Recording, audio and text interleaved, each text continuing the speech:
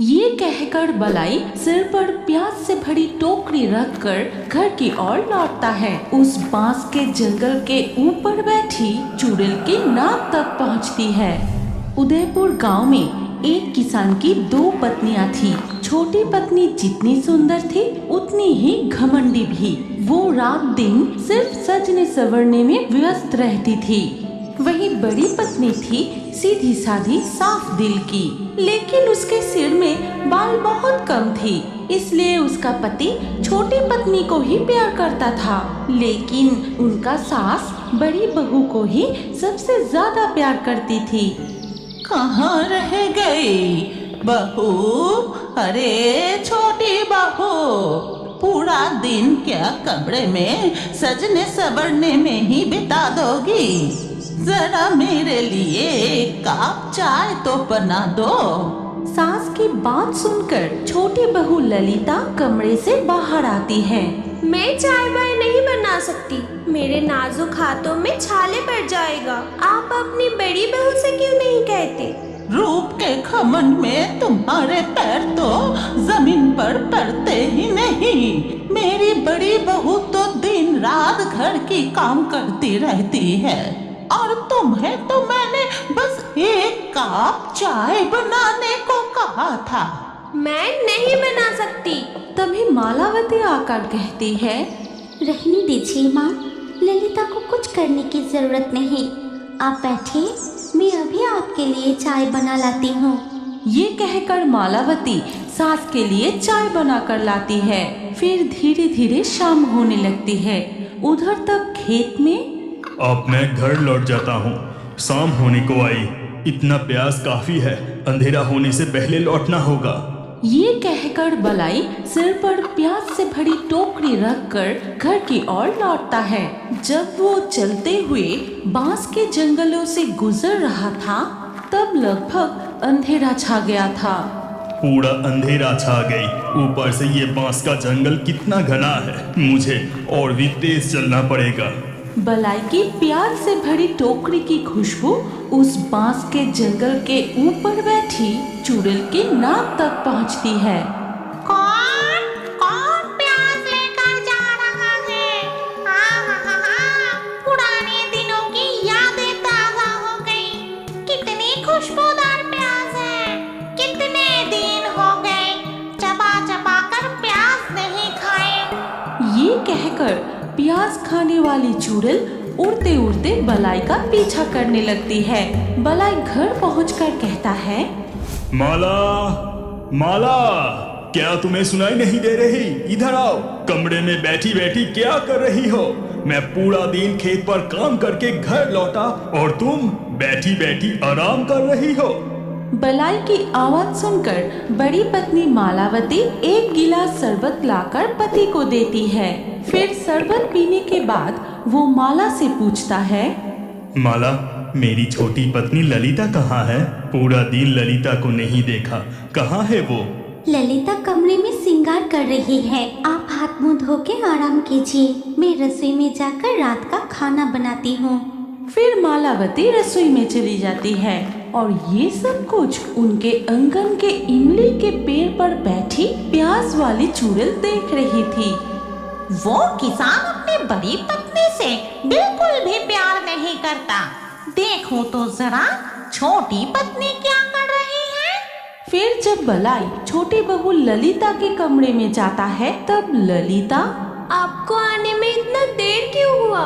पता है, आप जब घर पर नहीं रहते तो बड़ी बहू मुझसे दिन भर घर के काम करवाती है। मेरा शरीर एकदम कमजोर हो गया है। अगर ऐसा ही चलता रहा तो मैं मायके चली जाऊंगी। ललिता की बातें सुनकर बलाई गुस्से में रसोई में जाता है। बड़ी बहू, तुमने फिर से छोटी बहू से काम कराया। मैंने तुम्हें कितनी बार मना किया है कि छोटी बहू से काम मत करवाना। ये छोटी पत्नी बहुत झगड़ालू है, अपने रूप का बहुत घमंड है। और ये किसान तो देख रही हूँ अपनी छोटी पत्नी को सिर पर चढ़ा के रखा है। बलाई की ऊंची आवाज सुनकर उसकी माँ भी रसोई में आती है। अरे तेरी छोटी पत्नी तो खुद के कपड़े भी नहीं धोते और उसकी बातों में आकर तू इतना गुस्सा कर रहा है। ललिता मेरे लिए एक कप चाय भी नहीं बनाती और वो करेगी घर के सारे काम। छोटी मुझे कुछ भी कहे, मुझे कोई फर्क नहीं पड़ता। आप मुझे इतना प्यार करती है, यही मेरे लिए काफी है। आप कमरे में जाकर आराम कीजिए, मैं आप दोनों के लिए चाय बनाकर लाती हूँ। इसके बाद मालावती के सास और बलाई रसोई से निकल जाते हैं। ठीक तभी इमली के पेड़ से चुड़ैल रसोई में आती है और मालावती के पीछे खड़ी मन ही मन कहती है, अब आएगी असली मजा, छोटी बहू को मिलेगी उसकी सजा। मैं खाऊंगी चबा के प्याज, यहाँ करूंगी मजे से ऐश। ये कहकर चुड़ैल मालावती के शरीर में घुस जाती है। फिर वो चूल्हे की आग और तेज करती है। मैं जाकर उस प्याज से बड़ी टोकरी उठा कर लाती हूँ। फिर मालावती के रूप में वो चुड़ैल प्याज से भरी टोकरी रसोई में लाकर रखती है। फिर वो चुड़ैल टोकरी के सामने बैठकर एक एक करके सारे प्याज खाने लगती है। ये कितनी स्वादिष्ट प्याज है, क्या तीखा है। इतनी बरसों बाद ऐसी तीखी प्याज खाकर मेरा मन भर गया। तभी बलाई कमरे से चिल्ला के कहता है, माला, चाय बना कि नहीं? मैं कब से इंतजार कर रहा हूँ और तुम कहाँ रह गई? पति को दिखाने का यही मौका है। मैं अभी रसोई में जाके चाय बनाकर पति और सास को देती हूँ। ललिता अपनी सास और पति के पास जाकर कहती है, देखा ना, बड़ी बहू एक नंबर की आलसी है। अब थोड़ा सब्र कीजिए, मैं अभी आपके लिए स्पेशल चाय बनाती हूँ। ये कहकर ललिता रसोई में चली जाती है।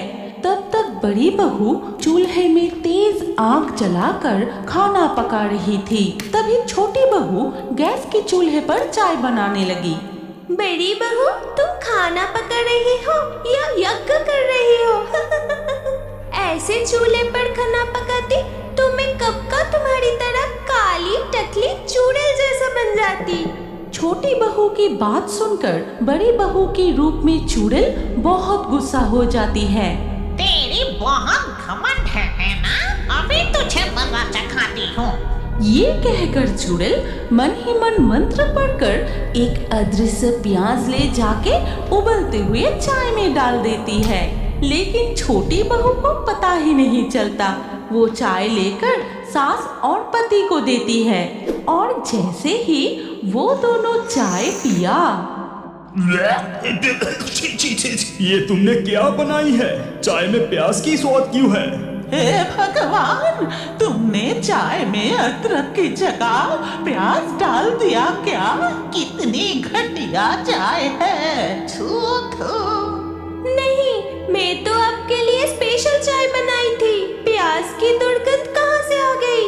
और उधर बड़ी बहू के रूप में प्याज खाने वाली चुड़ैल प्याज से तरह तरह के स्वादिष्ट खाना बनाकर अपने पति और सास को परोसने लगती है। माँ, छोटी, ए जी, सुनती हो? आप सबका खाना तैयार है, खाना शुरू कीजिए।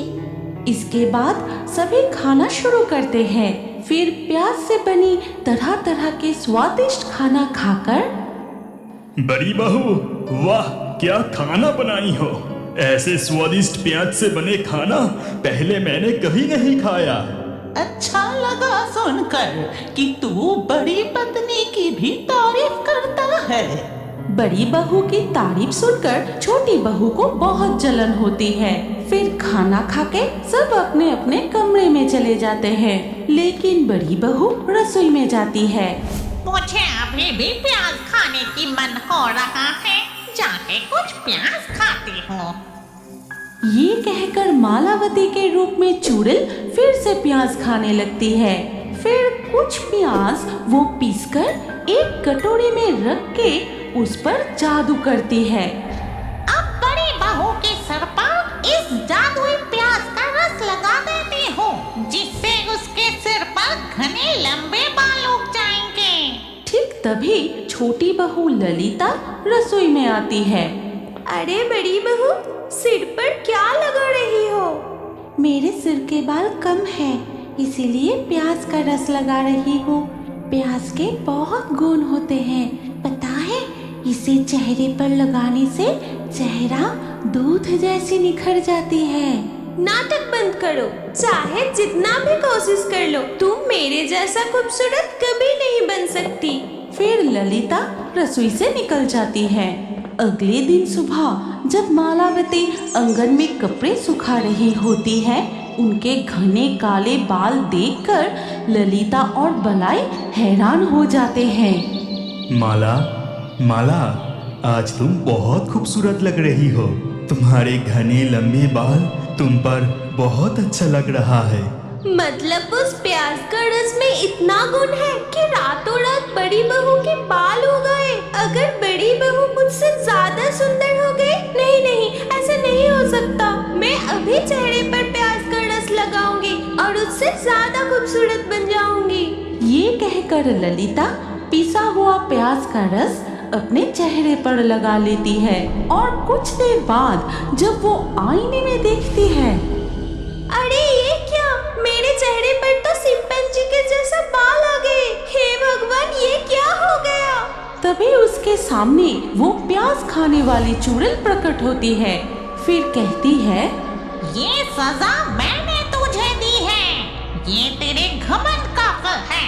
तू बड़ी बहू को बहुत सताती थी, अब सबक मिली ना? अरे बाप रे, चुड़ैल तुम कहाँ से आ गई? मुझसे गलती हो गई है। मैं अब कभी भी बड़ी बहू पर ईर्ष्या नहीं करूंगी। घर के सारे काम मिलजुल कर करूंगी, बस मुझे ठीक कर दो।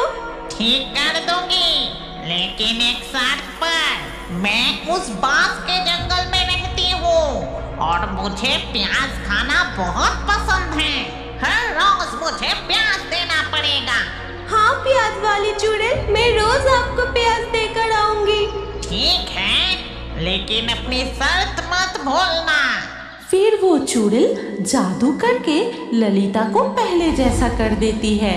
फिर वो चुड़ैल वहाँ से अदृश्य होकर बांस के जंगलों में लौट जाती है। अगर अब बड़े होकर भी खाते वक्त या रात को सोने से पहले कार्टून देखना पसंद करते हैं, तो अभी इस वीडियो को लाइक करके चैनल को सब्सक्राइब कर लीजिए और स्क्रीन के ऊपर आए इस नए वीडियो पर क्लिक करके इस नई कहानी को भी जरूर देखिए। अरे सोच क्या रहे हैं, इस कहानी को जल्दी से देखिए।